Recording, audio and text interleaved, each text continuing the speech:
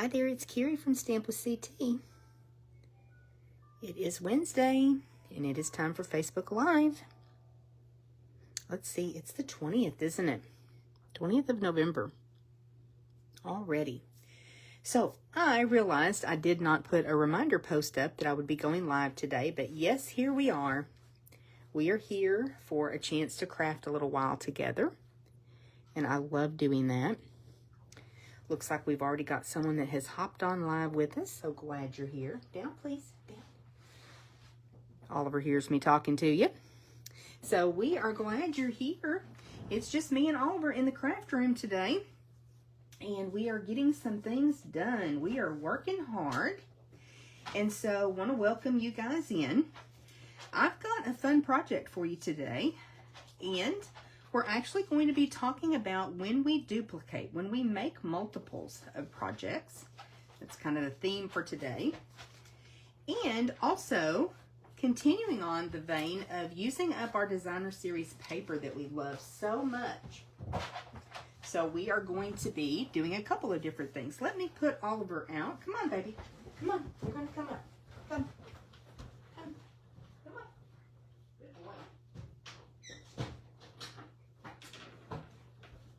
He has been napping all afternoon, and now that it's time for the video, he wants to jump up in my lap. And that's just not going to work. So, I am using some really cute designer series paper, and it comes from, I think it's called Snowy Season. Sorry, hopefully he'll quit all that barking in a moment. And that is really all that I have from this suite of product from the mini catalog. Is just a little bit of the paper, but really, really cute products. This is just my portion from the paper share that we did a while back. Let me go put him in the kitchen. Come on. Come on.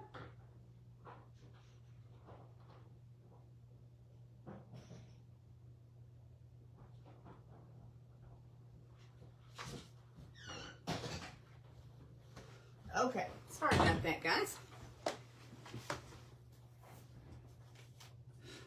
We'll carry on. So anyway, this is something that I had from when we did our designer series paper share, and all that I have from this suite is the paper. It is adorable. You can see the really cute little samples on this page of the mini catalog. And I wanted to use this paper. And even though this is also really nice product, it's just not something that I have. But I want to use up my paper and also want to share with you kind of how to do multiples when you're working on duplicating a project. Especially at Christmas time, we tend to do that. I know some of us make just each individual Christmas card a little bit different. Some of us make all the same Christmas card. And years ago, when Tara loved to come and craft with me, and Dale and Tara and I, we all would work on our Christmas cards together, and we would make 100 to 150 Christmas cards. They were all the same. So we had to have a process, and you want to be efficient. You want to enjoy the process too. So that's what we're going to talk about a little bit today, along with just kind of using up our designer series paper and pulling out some of that cute paper. I love the comment that Cheryl made at stamp class this past weekend. She is trying to use up all of her Christmas paper so that next year she'll have a fabulous reason to purchase new. So I thought that was pretty funny. And very true. That's how I feel too, Cheryl. Okay, so let's take a look first at the project. So this is just a really simple little card utilizing that darling paper, and that's it, y'all. This is all DSP. So we'll talk about measurements and what you need to do this. I am pulling in this stamp set that carried over from last year. I absolutely love that sentiment. And we're going to use the same sentiment on all the cards that we're making today. Keep it quick and simple. And then let's just look at this paper right quick. It is darling. Of course, it comes 12 by 12. The pieces that I had from the share, when we cut 12 by 12 for our paper shares, we do it 6 by 12. And then, of course, the papers that are already packaged 6 by 6, we split that up for you. But if you have never participated in our paper shares, we basically buy all of the papers from a new catalog, and we'll have one coming up that will launch in January. So the end of December, we'll do a paper share. So we cut all of the papers and basically buy one of each pack of paper in a new catalog. Let me slow down and stop and think. And then we split it 4 ways. So it's really awesome because if it's a 12 by 12 paper, you get a 6 by 12 piece of every 12 by 12 paper, designer series paper in that catalog. You don't always get all the specialty papers, but we tell you ahead of time what you're going to get and how much it is. But we package it up with a band around it so you still know the name of it and everything, and you can locate it in the catalog and reorder if you want to. But it gives you a chance to just get a sampling of everything in the new catalog, which can really be a lot of fun. Sorry, y'all. So let's take a look at this cute paper. I'll do this side first. So darling. Really cute colors, huh? I may not have all. Do I have all of them? Maybe. See the B side? No, there's 6 different patterns and I only have 5 here. I've done something with the other one. Maybe used it up. But let's go ahead and bring in what we need to work with today. So we're going to need, however many cards you're making, pieces of cardstock that are 5.5 by 4 1/4, for the base of the card. You're going to need that in coordinating colors to your cardstock. So this has Pool Party. It even has Pumpkin Pie. It has Poppy Parade, Garden Green. So that's why I went ahead and pulled Poppy Parade and Garden Green, because I feel like what we're going to work with, this is definitely going to work. Now for the penguin card, I did grab black, which black for a Christmas card, I know it's a little bit outside of the box, but I still think it turned out super cute. You also need the pieces for the inside panel, and that doesn't give you a lot of room to write, but you still have room to write a little message. And I think for these, this would be a really cute card for a child. So these are actually 5 inches by 1 3/4. So however many cards you're making, you need those as well. And then you need your designer series paper. And so width-wise, it is 6 inches, which makes it a good measurement with our 12 by 12 papers. And then top to bottom, it is 5 1/4. So it looks like this one's turned wrong, but we can fix that. Nope, that's the piece. That's the piece I was missing. That's the other pattern, y'all. It got in with my cut pieces. Okay, so we're going to make 3 cards total we're making together, and then this other one. I don't think that really the snow globe pattern is conducive to this because of the size of the snow globes. It just didn't really work, but everything else will. So, choose the patterns that work for you. As usual, this type of layout would work with any card that you're making. And stop and think about the fact, like on something like this, if you wanted to open this other way, you can certainly do that. You could have it opening down.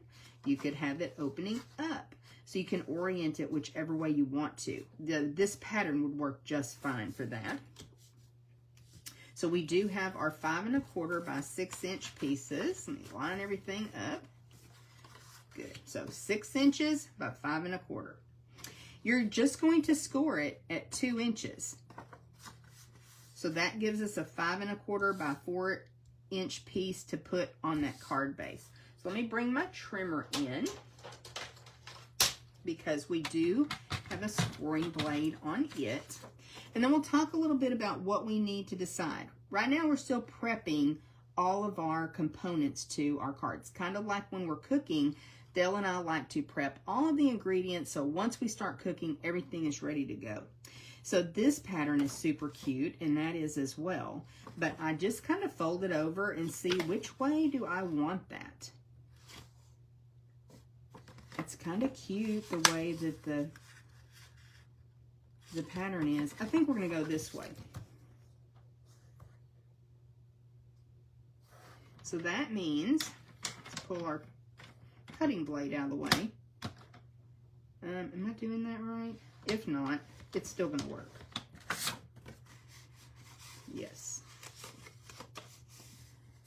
So that's how this card will be. Now we can stop and think about it. If we wanted it to turn that other way, it certainly could. What do y'all think? I can't really see your comments, but you could do it this way as well. I think I like it this way. That's what we're going to go with there. So we'll use a bone folder in just a minute. And of course, I've already scored this one for us. And then on this one, I absolutely know that I want the little houses on the inside and the candy canes to come across. So again, putting that 6-inch side in at 2 to score it. Be gentle with your designer series paper. Put my trimmer away. And now let's grab a bone folder so we can burnish.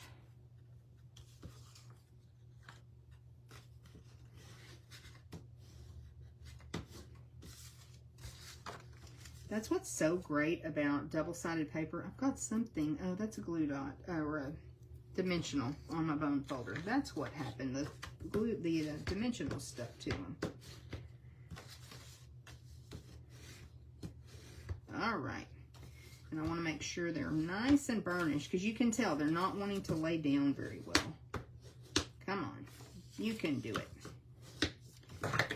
All right. So next, we'll kind of figure out which ones do we want on blue and on green, and which ones do we want on red.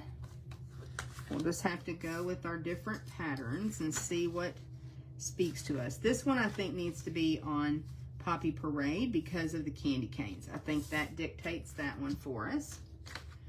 And really, I think this one could go on either. I kind of like it on the red to pull the red from a couple different places from the paper. And this one, we can go either way.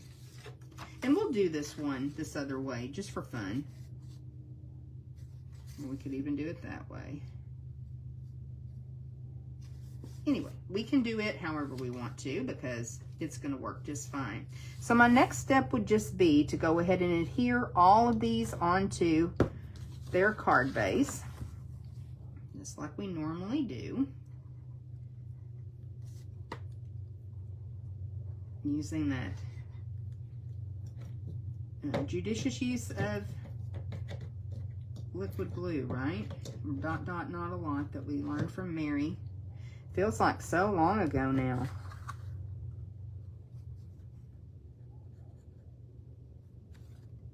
But it works.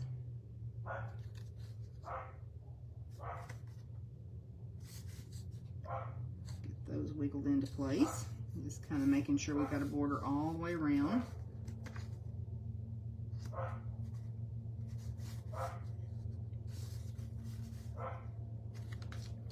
Okay. That's one, and like I said, I think we're going to have it open to that other side, which is fine. But if for some reason you'd cut your paper wrong or you wanted to change the way the patterns were, just want you to see that you've got so many options with this. You don't have to do it exactly like my original card. You can reposition it to really open any way you want. I don't think I cut this piece of cardstock just right, did I? But we're going to work with it. We're going to go with this. It's a little bit too wide, it looks like. I'll say that. Let me start. Hopefully this one's not like that too. Let me check. Got in too much of a hurry. Yeah, this one is just... Let me grab a different piece.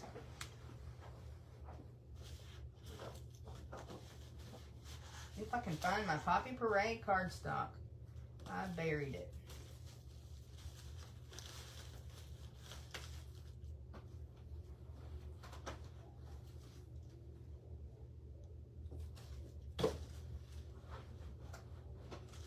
I found Garden Green. We'll probably just go with that. If If y'all could only see what this room looks like, y'all. Oh my goodness. Or, actually,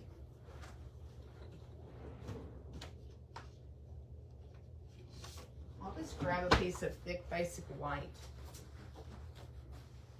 I think this one would look cute on white too.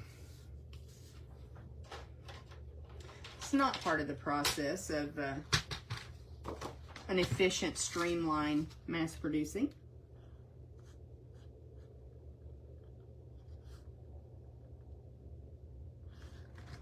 But that's how it goes sometimes, isn't it?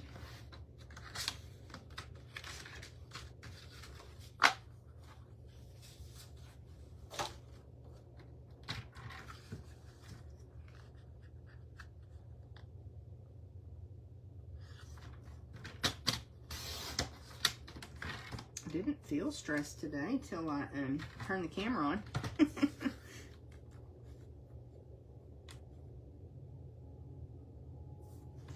And I don't know what happened. Okay, now let's try that. I guess I really still have time. Just to the side. I think it'll go. It'll go on the white. Let my glue dry.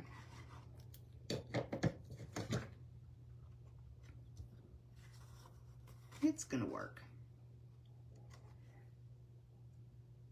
So that'll show you too, even if you just have some pieces that are already cut that you want to use up, it's a great use for them.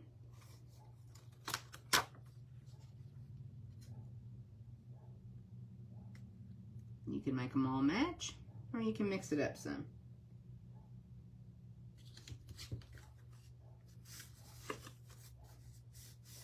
Just do whatever makes you happy, whatever looks cute to you. All right, then we'll put this last one on the Poppy Parade card base.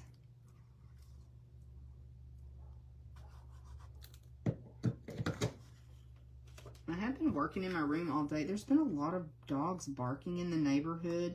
I think maybe because of the weather. Yeah, it's kind of blustery out there, lots of wind.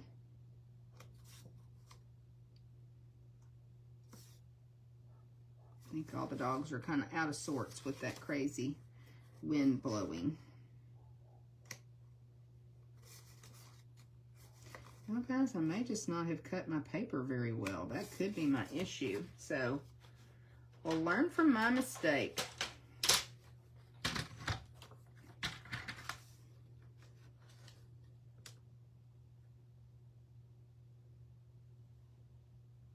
Yeah, it looks like it. It may even be my DSP's off a little bit. We're not going to worry about it, though. I'm not going to stress about it. Okay, so now that we've got those three components done, let's put our inside panel. I'm again going to try to coax that DSP to lay down a little bit. So you can see we're just doing each step as we go. And if we wanted to stamp on the inside panel, now would be a good time to do that. And I would do all of them at the same time. But, you know, it's not a lot of room, so I'm not going to stamp anything on there. But you could if you wanted to. Say you were making just regular full-size cards. Now, I think I told you I cut these to 5 by 1 3/4 so that they would fit in the parameters of the card. There's been a couple times that we've created a couple hundred cards at a time. And so this is a great process to use when you're doing that. Now here, I'm stopping to think right quick too. If you wanted to put a piece of white there, again, you could. To have a little bit more room to write. Line this up better. Y'all know that though. You can always kind of make it for what you need it to be. I just like sharing things with you that I know are tried and true and will help you in your crafting, hopefully inspire you to create as well. So really stop and think about the papers that you have in your stash and what would look cute. This would make a cute birthday card, you know, get well card, thinking of you card, because you're seeing both sides of the designer series paper. That's always fun to me, to be able to show off both sides. Okay, so we've got our inside panels. Why they're not wanting to stay closed, I don't know. It's cracking me up. Okay, we'll move those out of the way. Now we will bring in our pieces that we're going to stamp. And again, I would just have everything lined up and ready to go. Do all my die cutting and then bring them over to my stamping station and do all my stamping at once. So that's what we'll do. And I'm, again, just using that same sentiment. We wish you a Merry Christmas.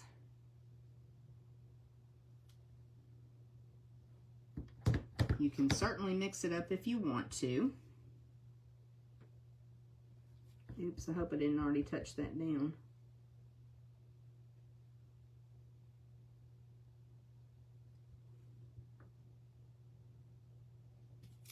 But I'm hoping you can see how it's a little more efficient to do each step as you go. That's not your style. That's okay. It's just not, something like that's not always intuitive to us.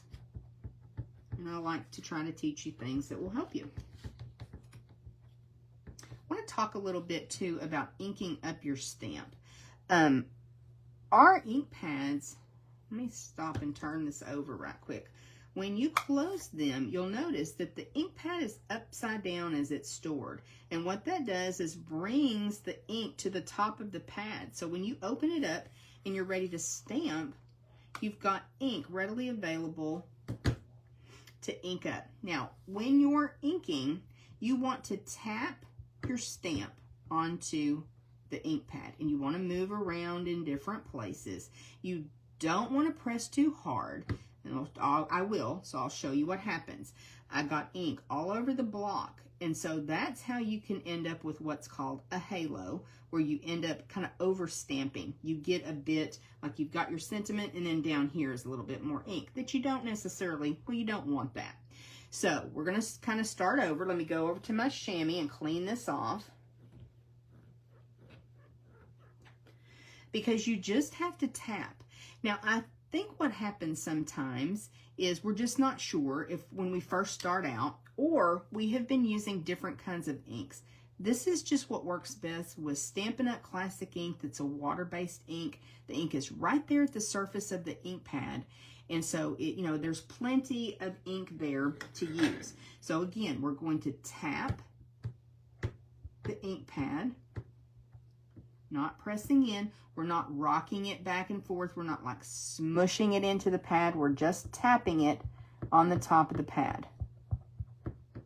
And you know, practice. Get a piece of grid paper. Get a Post-it note. Get a piece of old cardstock that you're not needing, and it's just a scrap. And practice your stamping. It really is the key to success. You want to practice, you know, the proper technique and everything. So now that we've got that inked up really good, we're going to go ahead and press it down. Now, I know in the last couple of videos I've mentioned what a great stamper Dale is. He does take his time, where I do tend to, you know, want to get it done. He takes his time. We are using a piercing mat since this is a photopolymer stamp. But he takes his time and gets it where he wants it to be lined up. And then he presses it down, and you don't want to smash it down, but you do want to put a little bit of pressure over that image. Let the ink transfer, you know, 5-10 seconds, and then pull it straight up. So you want to stamp straight down. You don't want to rock around or anything like that. Just put some pressure and then lift straight up. Try it. If you're struggling at all with your stamping, give those tips a try, and I do think that it will help you. Okay, I'm pretty happy with those. So now we're ready to come in and put our little greeting on each of our cards. Now you can see, you could definitely make these a little bit fancier. You don't have to keep them simple like I did. I tend to be a more simple stamper. And so totally up to you though, if you want to do something different. But I'm going to pretty much position all of those in the same place that I did on my original card. So all I did then was take a couple of dimensionals, 3 of them, and I think I told you guys, but maybe not. That's the perennial postage dies. And I love those, and they have a little bit of whimsy to them with that postage stamp feel. So that's why I use them. So just coming right across the edge. And because this does show on the inside when you have it open, is why I'm putting my dimensionals on the actual card versus the die cut, because I don't want it to get too far over. And that's a tip I learned a long time ago that has really helped me out. Okay. Get those backings off. I'm not sure. My take your pick tool is somewhere on this disaster of a desk. When I'm working, I can really make a mess, y'all. I'm finishing up prep for bingo. We have bingo on the 30th. I need to get those packets out in the mail, because a lot of our friends that we play bingo with live in Florida, Maine, Tennessee. Where else? A lot of them live in Florida. So I need to get those packets in the mail, because with this holiday, we can't have a late bingo packet. That is not acceptable. Oh, this one's going to be super cute. And I kind of find it a little bit easier to look at the back with that busy pattern to see if I've gotten that straight. I think that's okay. Straight-ish. And so it may not completely line up in the center, and I'm okay with that. So next we'll do this one.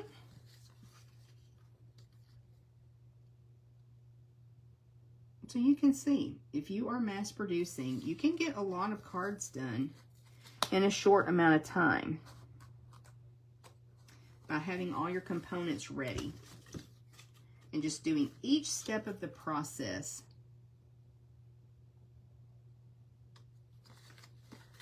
And handling it that way. Because I know a lot of us are pressed for time.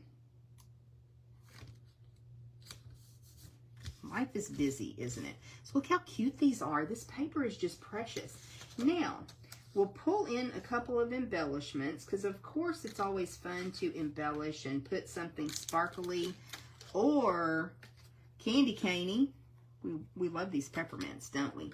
And they've gone in and out of stock in the online store, so you'll just have to check and see. That take your pick does not have a piercing tool. It has a stylus on it, so that's not going to help me. I'll just put these on my good old-fashioned way with my fingernail. So I think I'm going to come in with a couple peppermints on a couple of these. I think that'll be cute. And then the others, I will use the, those are called iridescent faceted gems. They're actually from the annual catalog.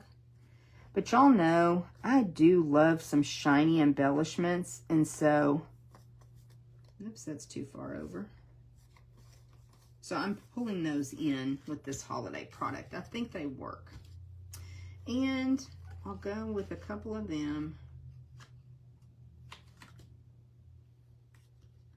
on here. Just kind of depends on where you stamp. If I dropped one.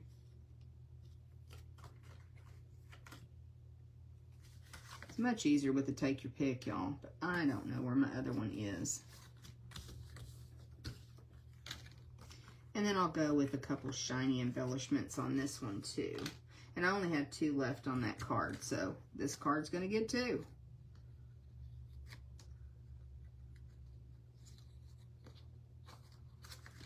Oh, there's another set of them.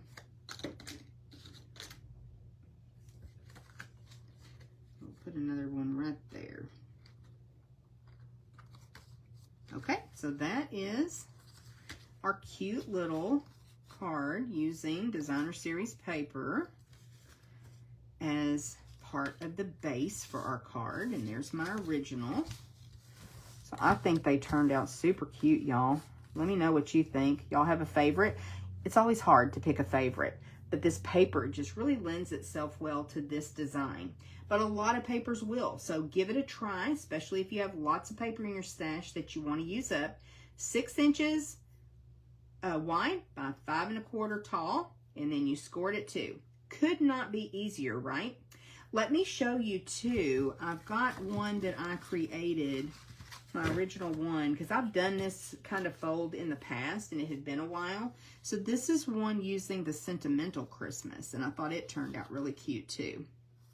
So use your different papers, use them up. We always have, you know, a few pieces left in a pack, so put it to good use if you've got a good size scrap and you want to use them up. Okay, I do have a couple things to share with you today that people have, well, I've got a gift and then I've got 2 cards. So let's first go with the first card that I got in the mail, and it came from Mary. And you guys, we had a team meeting last night. We had a little moment at the beginning. We usually have a question, kind of an icebreaker, a way to connect with each other, give everybody a chance to talk for a little bit. And it's just really fun. Just kind of relaxes all of us, I think. So last night, instead of a question on our team meeting, what we did was bragged on ourselves for a moment. And let me tell you, that can be hard for us. But I really think that we have so much self-talk, so many of us do, in our minds, that just tells us we're not good enough or we're not as good as somebody else, and we compare. And that really can make things difficult for us. So we're working on more positive self-talk and really recognizing that we have so many gifts that God has given us that we can use to benefit others and really bring more joy to ourselves. So that's something we're focusing on in our team over the next couple of months that I really want to try to help lead them to do, to really recognize just how fabulous they are and what they bring to the table, what they bring to other crafters, what they bring to all the people that they come in contact with, and what they bring to their families and to themselves. We also talked last night, our sweet friend Suzetta that lives in West Virginia recently retired, and they had a party for her, and she said she was really amazed at how many people came and the influence that she had had throughout her career. So just really want to brag on my team and what amazing crafters and just wonderful people that they are, so loving and amazing. So if you are on our team and you missed the video, then I will have that posted pretty soon. I think YouTube was still working on it, but I'll try to get that up tonight so you can watch the replay. And if you would ever like to just come and visit one of our team meetings, you are more than welcome to, and just see what it's all about. No pressure there. Just come and see what it's about. We've got an amazing group, though, called Super Inspired Stampers, or SIS for short.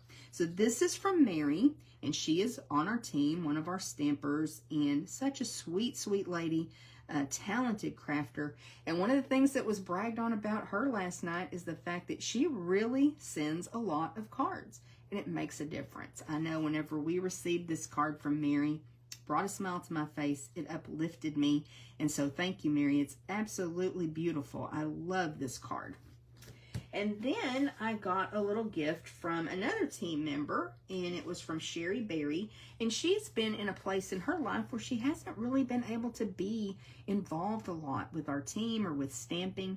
But she does a lot of other crafts too, and you're going to see one of the crafts that she did. But anyway, she made this beautiful card for me and left it out. I had something for her to pick up, and in exchange for that, I got this amazing card. Isn't it beautiful? Love it. So, so pretty. I want to say that this was a paper we had maybe last year, the year before, and it reminded me of how much I loved it when I saw this card. It's amazing. But wait, y'all, look at this little gift that she brought, and she made this. She's a quilter. A little hot pad in the shape of a pumpkin, and it's so cute. And she texted me and told me that she had put whatever you put inside, I'm not positive, batting maybe. She said there was enough in there that I could use this as a hot pad, but I'm not using this as a hot pad, y'all. This is my little decor on the middle of the kitchen table. So precious, so precious. and I was just so excited to get it. So I wanted to share with you how cute it was, and this was made by Sherry Berry, one of my sweet friends as well. So thank you guys for being here today. It's a gift to me to have y'all here, see the comments that you leave, and just know that we had a little bit of time that we could spend together, and hopefully I've inspired you and showed you something that you didn't know today. If you learned a tip, drop it in the comments. I'd love to know what helps you guys. And I think that's it for today. Sorry Oliver was barking and acting silly at the first, and it kind of got me a little bit off kilter, but we got back on track, didn't we? Okay, hope y'all have a good rest of your week. I'm not positive if I will go live next Wednesday. I do have to work. I don't have to work, but I'm going to work until noon next Wednesday.